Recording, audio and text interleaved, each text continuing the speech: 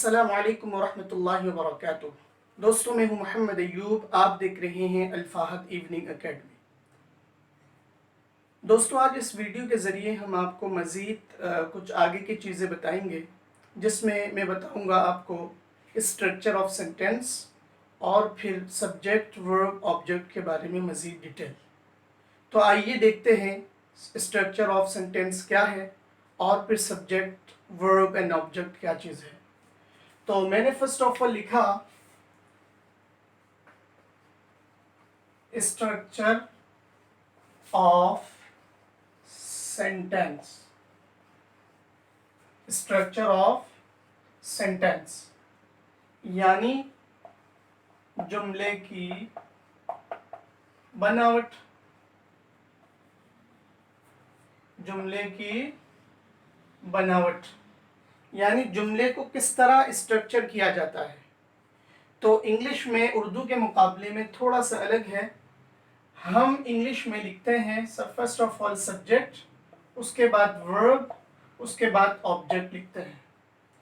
S stand for subject, verb stand for verb, O stand for object.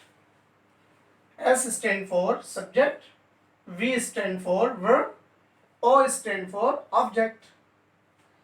तो हमेशा structure of sentence इस तरह होगा कि फर्स्ट जो है वो सब्जेक्ट होगा, सेकंड जो है वो वर्ब होगा, थर्ड जो है वो ऑब्जेक्ट होगा।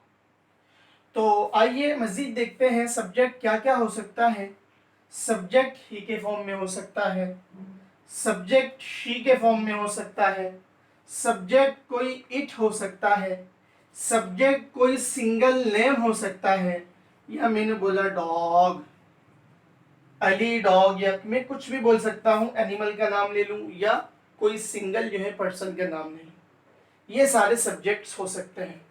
इसी तरह सब्जेक्ट जो है वो वी भी हो सकता है, सब्जेक्ट दे भी हो सकता है, सब्जेक्ट यू भी हो सकता है, और सब्जेक्ट डबल नेम भी हो सकता है, अली एंड बिलाल।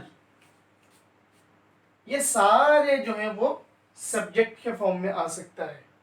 ही एक सब्जेक्ट हो सकता है जुमले में, शी एक सब्जेक्ट हो सकता है जुमले में, इट एक सब्जेक्ट हो सकता है जुमले में, अली एक सब्जेक्ट हो सकता है, या कोई डॉग या किसी एनिमल का नाम हम ले लें, वो भी एक सब्जेक्ट हो सकता है, वो परफॉर्मर है, वो एक्शन परफॉर्म कर सकता है। इसी तरह we, you, they, Ali and Bilal double name भी सब्जेक्ट हो सकते हैं। इसी तरह वर्ब क्या है? वर्ब एक्शन को कहते हैं, जो कि आपके सामने है। इंग्लिश में एक चीज मैं यहाँ बताता चलूँ, वर्ब की तीन सूरतें होती हैं। फर्स्ट को कहा जाता है फर्स्ट फॉर्म, सेकंड को कहा जाता है सेकंड फॉर्म, और थर्ड को कहा जाता है थर्ड फॉर्म। तो तीन तरह के फॉर्म होता है। मैं इसके एग्जांपल अगर यहाँ पे दूं, मैंने कहा गो, जाना, ये वर्ब की फर्स्ट फॉर्म है। मैं इसका सेकंड फॉर्म लिख रहा हूं, जिसका मतलब है वेंट। मैं इसकी थर्ड फॉर्म लिख रहा हूं, जो कि गॉन है। तो एक वर्ब के तीन फॉर्म है। ये एक वर्ब के ये तीन फॉर्म हुआ। एक वर्ब के ये तीन फॉर्म हुए, गो, वेंट, गॉन। वर्ब के इंग्लिश लैंग्वेज में या इंग्लिश की ज़ुबान में या इंग्लिश ग्रामर में या इंग्लिश के कवायद ज़वाबित में हर वर्ब के तीन फॉर्म्स होते हैं बेसिकली। उसके बाद मज़ीद फॉर्म्स भी आप बना सकते हैं, वो इंशाल्लाह टाइम टू टाइम हम इस वीडियो सीरीज़ में बताएंगे। लेकिन अभी फ़िलहाल इतना कि वर्ब के जो है ना वो फर्स्ट, सेकंड, थर्ड तीन तरह के फॉर्म्स होते हैं। तो आपको इस वीडियो के ज़रिए मुझे ये भी बताना मकसूद था कि आप जो है वर्ब के बारे में भी जानिए कि जो भी सेंटेंस में वर्ब यूज़ होते हैं उसके तीन फॉर्म होते हैं। तो अब कौन से फॉर्म कहाँ यूज़ करना है वो इंशाल्लाह जब टेंसेस बाकायदा शुरू करेंगे तो हम आपको बताएंगे। इसी तरह ऑब्जेक्ट है। ऑब्जेक्ट भी किसी चीज़ का नाम हो सकता है। जैसे मैंने लिखा मॉस्क, ऑब्जेक्ट हो सकता है। मैंने लिखा स्कूल, ऑब्जेक्ट हो सकता है। मैंने लिखा रूम, ऑब्जेक्ट हो सकता है। मैंने लिखा क्लास, ऑब्जेक्ट हो सकता है। मैंने लिखा मार्केट, ऑब्जेक्ट हो सकता है। या कोई भी इस तरह की चीज़, नेम, प्लेसमेंट, कुछ भी हो, वो ऑब्जेक्ट हो सकते हैं। तो सब्जेक्ट वो जो कि काम करने वाला होता है, कोई भी एक्शन परफॉर्म करने वाला होता है, जो सेंटेंस में कोई भी काम परफॉर्म करे। इसी तरह वर्ब वो होता है कि जो खुद सेल्फ, इटसेल्फ जो है वो एक काम हो। इसी तरह ऑब्जेक्ट वो होता है जिस पर काम हो। ठीक है सर, जैसे मैंने एग्जांपल दी थी, अली प्लेयर्स फुटबॉल। अली काम करने वाला है तो सब्जेक्ट है। प्लेयर्स खुद एक काम है जो हो रहा है, वो क्या हुआ, वर्ब हुआ। इसी तरह फुटबॉल जिस पर खेल रहा है वो फुटबॉल है, तो वो फुटबॉल जो है वो ऑब्जेक्ट हुआ। तो सब्जेक्ट, ही, शी, इट, ये सारी चीज़ें हो सकते हैं, और ये सब्जेक्ट ये भी हो सकते हैं। कोई भी नाम जो है वो सब्जेक्ट हो सकता है। यूजुअली जो सब्जेक्ट्स की फॉर्म में आते हैं वर्ड्स मैंने आसानी के लिए लिख दिया, आप इसमें से देख के इसको समझ सकते हैं।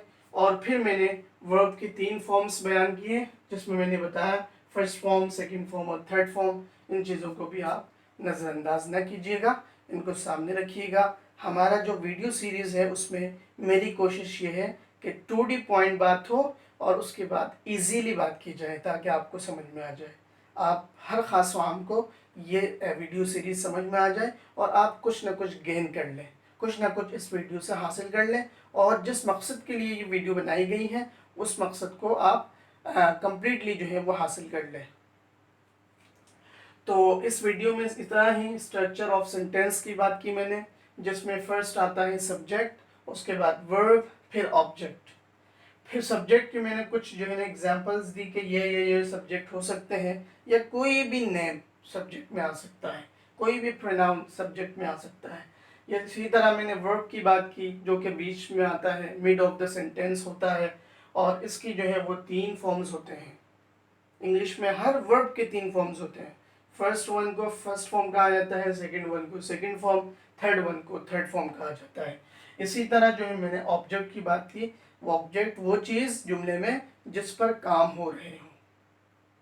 Ali goes to school, Ali school जाता है, तो जिस पर जा रहा है वो क्या है, वो स्कूल है, यानी जाने का काम स्कूल पर डिपेंड है, तो लिहाजा स्कूल यहाँ पे ऑब्जेक्ट हुआ। तो उम्मीद करता हूँ इन्हीं चंद मिसालों के साथ आपको मेरी बात समझ में आई होगी। इसी तरह वीडियो को आप देखते रहिए। एक बात मैं मज़ीद यहाँ पे शेयर करना चाहूँगा, जिस तरह मैंने इंट्रो में बात की थी कि आप उस वक्त तक इस वीडियो सीरीज़ से फ़ायदा हासिल नहीं कर सकते जब तक आप पूरी वीडियो नहीं देखते। आप बराह करम स्टार्ट से एंड तक पूरी वीडियो को देखें और चीज़ें नोट डाउन करें। कोई भी चीज़ समझ में नहीं आए, आप कमेंट बॉक्स में जाके हमें शेयर कर सकते हैं, हमसे पूछ सकते हैं। हम आपको on the time, in time आपको रिस्पॉन्स देंगे। और इन्हीं कुछ बातों के साथ आज के इस वीडियो और इस लेसन से इजाज़त चाहूँगा। नेक्स्ट वीडियो में इंशाअल्लाह मज़ीद कुछ नई चीज़ें लेकर मैं आऊँगा और बाकायदा टेंसेस का आगाज़ करूँगा इंशाअल्लाह। इन्हीं चंद बातों के साथ मुझे इजाज़त दीजिए। अस्सलामु अलैकुम वरहमतुल्लाहि वबरकातुहू।